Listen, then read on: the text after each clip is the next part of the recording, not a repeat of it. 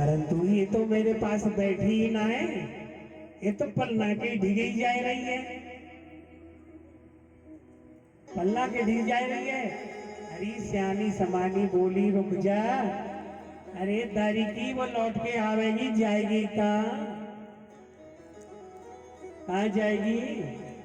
नेक लाला की देख करके और उनके मुखार बिंदु को और बधाई दे के फिर हम सब में बैठेगी ना, तो हम सब पूछ लेंगे कि तू कौन की बधू है, कहाँ से आई है।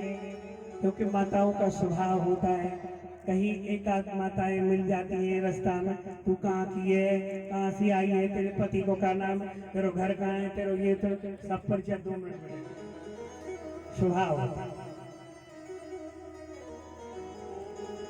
ब्रज गोपी चुप है कि गायने लगी। मैया यशोदा सब ब्रजवासियों की सेवा सत्कार में लग गई। तब तक पूतना पहुंची। बेबुद्धितां विबुद्धितां बालक मारिकाग्रह चराचरात्माय निमीलिते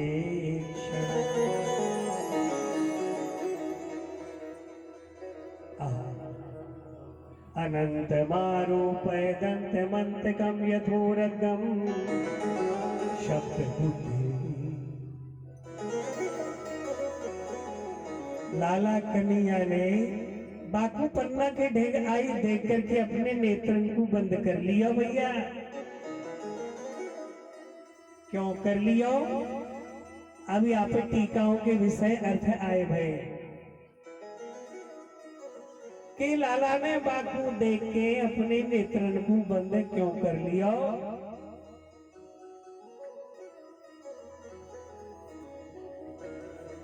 बल्लभाचार्य की सुबोधनी टीका में कहा गया, अविद्या ही पूतना है। भगवान राम ने पहले अविद्या रूपी ताड़का को वध किया और ब्रजमंडल में पूतना। भगवान कृष्ण ने सोची कि आइए तो मोए मार में,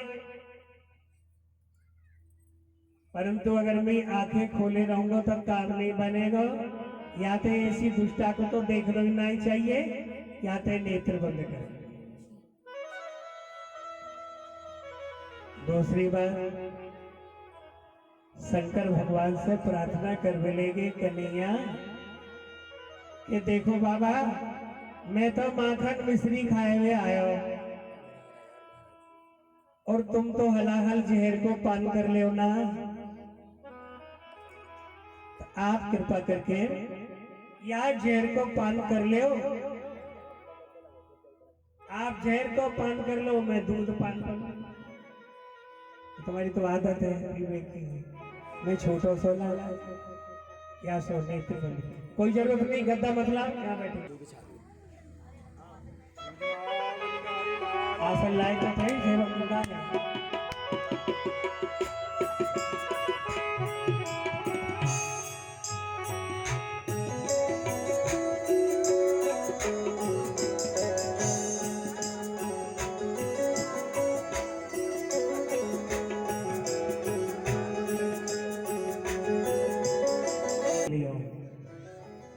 तीसरा अर्थ, कन्हैया ने नेत्रों को बंद क्यों किया? सोच में लगी कि देख, ये तो ऊपर से बड़ी सुंदरी बन के आई हुई है, बड़ी सुंदरी बन के आ रही है, और अंदर तो याके हलाहल कपट भरा हुआ है। ऐसे जीव को मैं मुंह नहीं देगी। मोह कपट छल छिद्र ना भावा। इसलिए कन्हैया ने सोची, क्या को मुख देख लो। ऊपर से बहुत सुंदर बन के आवे कोई, और अंदर बाके हलाहल जहर कपट भरो होए, तो ठाकुर जी कहते मैं इसको फिर स्वीकार नहीं करता। बस यही बात है, कपट से भरी भई नेत्र बंद कर लिए। चौथा अर्थ है, जब लाला ने देखो कि पूतना आए रही है, तो इसके कौन से पूर्वजन्म के संस्कार है कि जो मेरे को दिखाए गई। अरे बड़े बड़े ऋषि मुनि निरंतर तप तपस्या करे तो वो हमारे पास ना आ सके, तो ये मेरे पास कैसे आई गई है। इधर बैठो, मेरे पाछू आई है, या को कौन संस्कार है पूर्वजन्म में कौन थी है जो मेरी ढिगाई गई है। विचार करके नेत्र बंद करके जब देखने लगे श्याम सुंदर नंद नंदन कन्हैया नंद को लाल, अरे ये तो राजा बलि की पुत्री है। जब मैं छोटो सो आया ना तो मोते इसकी भावना भई कि कैसा सुंदर बामन रूप है लाला को। अरे आकू में अपना दूध पिलाई थी, और जब मैंने आके बाप की संपत्ति ले ली ना तो यह बड़ी गुस्सा आई, यानी कि छोटो सा तो बड़ा खोटो है। अगर मुझे पता होती ना तो मैं पहले ही झेड़ दे के मार देती है। भगवान ने दोनों बात और कहते हैं, इसलिए कन्हैया ने अपने नेत्रों को बंद कर लिया कि पूर्वजन्म कौन थे। अनेक अर्थ हैं, 108 इसके अर्थ है टीकाओं के विषय में। आगे देखिए, और बड़ी गौर से लाला को देखने लगी। पलना बड़ी गौर से देख रही है लाला को।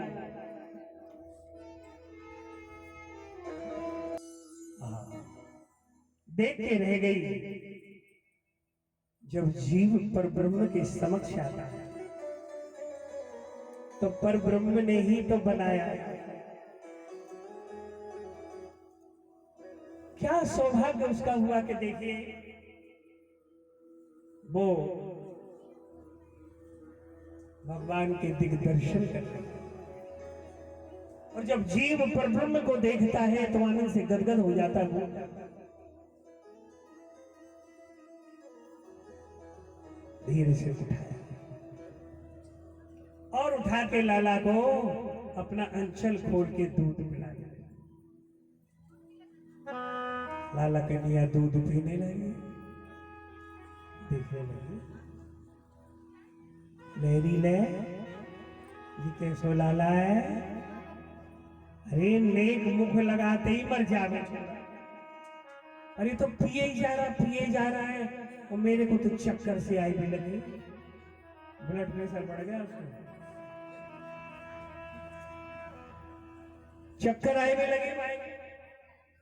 भगवान दूध के साथ इसके प्राणों को खींचा और बाने दोनों हाथ छोड़ करके बोली, सा मुंच मुंचाल नीति प्रभाषणी निष्पीठमाना खिल जीव मन।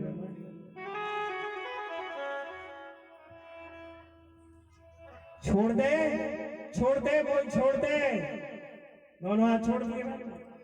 कन्हैया लटके रहे, लटक करके दूध पी खाना को खींच रहे।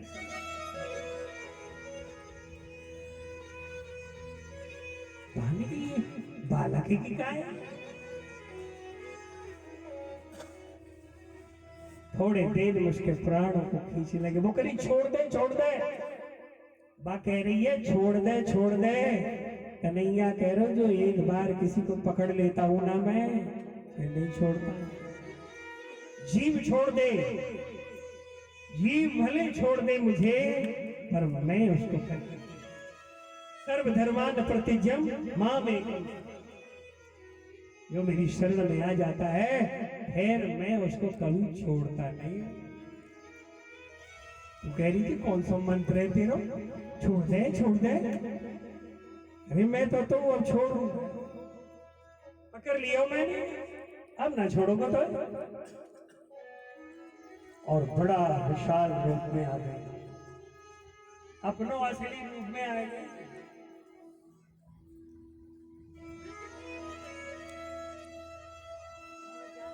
और असली रूप में आए करके बड़ी विकराल होकर के और भागी वहां से लाला को लिए।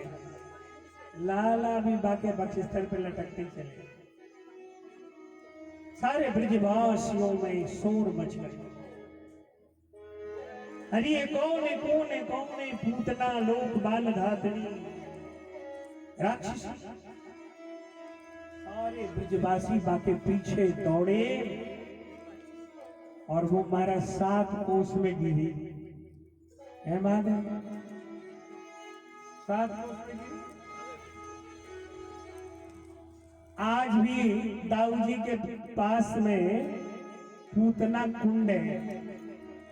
बातों को सिर पर गोकुल में पैर, बड़े बड़े अर्जुन के छाल के दिग्गज सब चकना छाल पहाड़ की तरह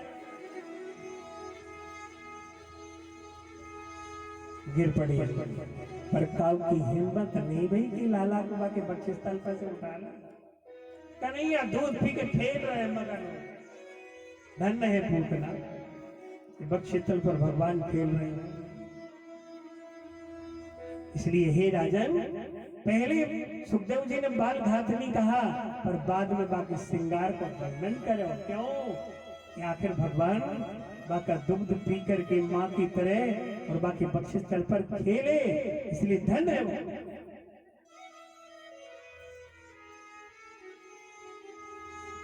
कहते महाराज किसी की हिम्मत नहीं हुई, पर माँ की ममता बड़ी विचित्र हो गई। माँ की जो ममता है बड़ी विचित्र हो गई। यशोदा दौड़ पड़ी और दौड़ करके झट से कन्हैया को अपनी गोद में ऐसे लगाया तो कन्हैया को मुख पीछे और मैया दौड़ी जा रही नंदा लाए।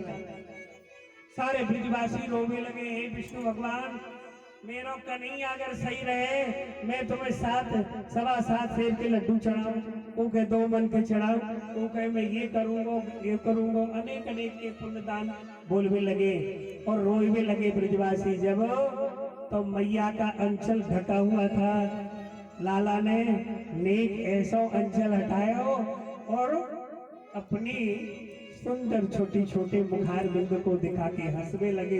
अरे सारे ब्रजवासी बोले, कछु ना भयो, विष्णु की नारायण की कृपा से कन्हैया कछु ना। यशोदा जी आई और लाला कन्हैया को